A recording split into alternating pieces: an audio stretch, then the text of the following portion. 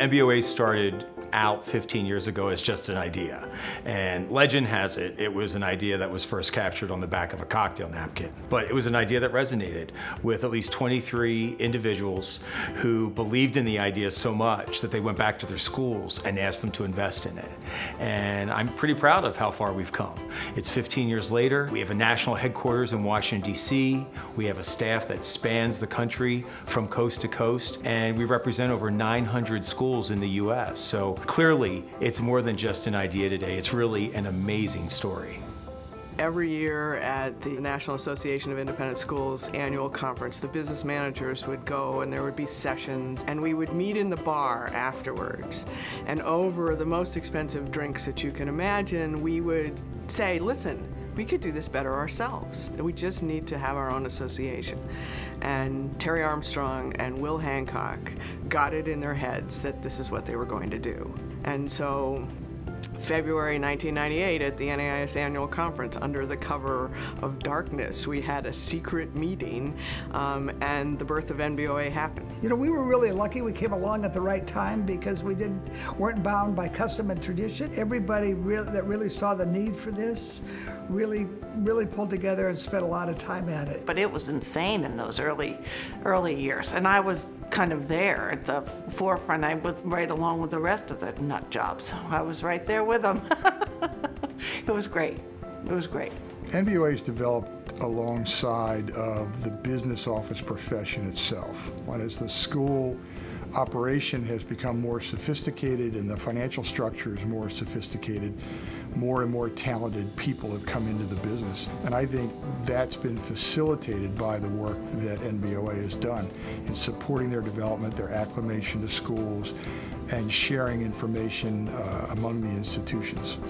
And so at the 1999 NAIS annual conference, we had a dinner and presented the first award and named the award after Ken White, who was a business manager who'd been really instrumental in creating a vision of what business managers could do, and was presented by Ken's widow and his son. That was incredibly important and moving, and I thought that was a defining moment for the organization. It was the most exciting and terrifying moment I think I've ever had in my life, because to live up to that man's ideals was going to be really hard. The Unsung Hero Award came about as I was at a school where I recognized the business officer had been an integral part of the operation but had not been recognized. This was a big construction project that they had done. And I thought to myself, we need to have something that recognizes those kinds of efforts that business officers do for their schools. It's a community of compassion and caring, and that relationship between business officers is extraordinary, and I think it's very unique. In 2005, they were in San Diego, and we said, oh, we'll have a golf tournament. Except San Diego is inundated with more rain than they've ever had, and we have to cancel the tournament because the golf course is underwater. And I get this idea that we can create an indoor 9-hole putting course, and so we go in the prop room of the hotel and get the sombreros and the rocks and all those things that you see on tables in the hotel, and we create a golf tournament in the lobby of the hotel. That was actually pretty funny, and I was terrible. I practically took out one of the hotel windows with one of my putts. It was the quintessential moment of community. At some point I made the tremendous mistake of putting the word nimble up on a whiteboard somewhere, and I think I've paid for it with jokes at every NBOA meeting since then. What Terry was trying to tell us has carried forward all through this 15 years. NBOA responds to whatever business managers need as fast as they need it. What members get is a relationship. It's like being part of a team.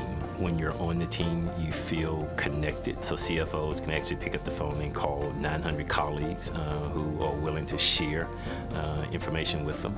You don't need to reinvent the wheel. They'll share with you their perspectives, their experiences about finances. I have met colleagues from across the country who have now, many of them have become really close friends, family friends. And These are people that I call on a regular basis to help me deal with real strategic issues that I'm facing in my institution. Oh my gosh.